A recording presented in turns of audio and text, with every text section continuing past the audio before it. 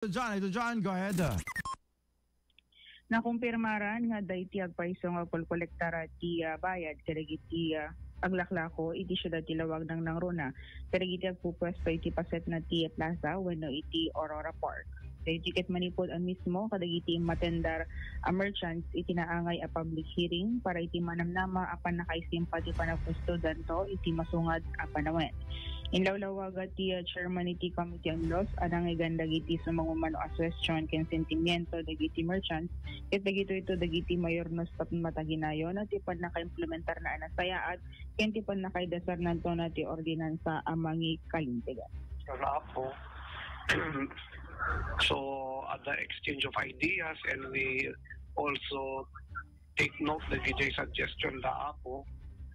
Hopefully by next session we are going this ordinance apo tapno clear net lang DJ transaction dagiti merchants tayo at for the past years it was shrouded with some suspicion apo nga kaya tayo nga ma-eliminate.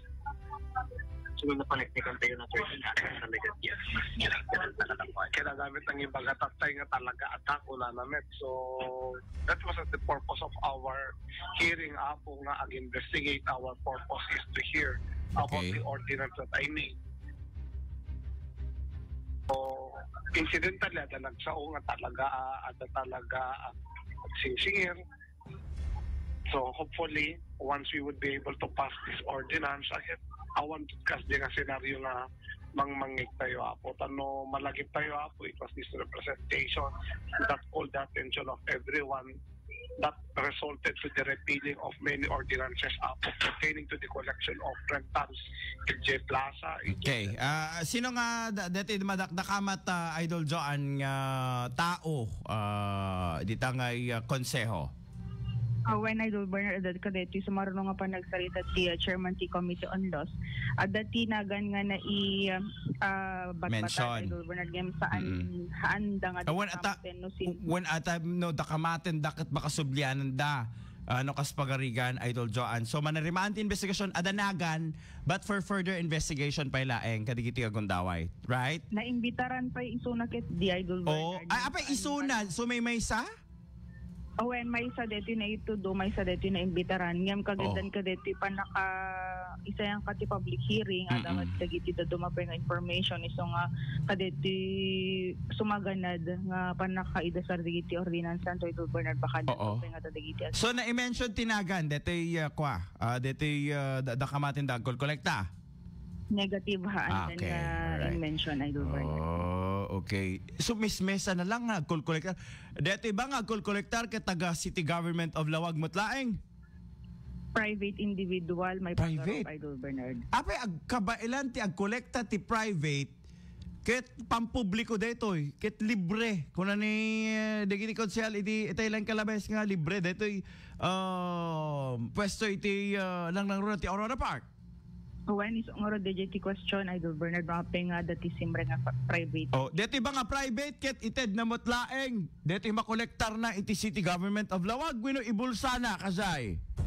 Deta ti doktale na ti council Idol Bernard under investigation filing. So malagip mo dati upat committee ba mangimbestigar ka dito yung Quadcom when Quad Committee tapno mangkita ka dito ngem awan deti doktalda awan pulos nga nakita da nga empleyado at gobyerno at ano amangan ada baka mo't maireklamo da ma-civil service na digito saan nga ta deti ti apadaanan tayo Idol Bernard amangan laeng no adan tupay dagiti sawang dagiti merchants at idikal man ket dito dan impact summit ti sentimiento da Idol Bernard. And at the same time awan ba nga tamet official ti gobyerno? Official Idol Bernard awan matigiti nang tayo ngem dito lang amo amangan met. Ket no ada official ket mo ombudsman for corrupt practices Idol Joan. When Idol Bernard. Nako, iso nga good luck kadete agtuloy nga investigasyon ti Quad Committee or Quadcom ti Lawag City. Last question, Idol Joanne. Deti ba nga kolektar kat may isang lalaki, wano may isang babae, at narigat tayo mga ganit identity. May isang mga lalaki, wano may isang babae, Idol Joanne. Santayin nga na amuan, Idol Bernard. Ha? Apa una tingin na sikreto na kami. Apa una mo kinang blind item na deti na ganun mapaayaban. Naasawaan mo no single. Awan team Awa pa una kidi na ya.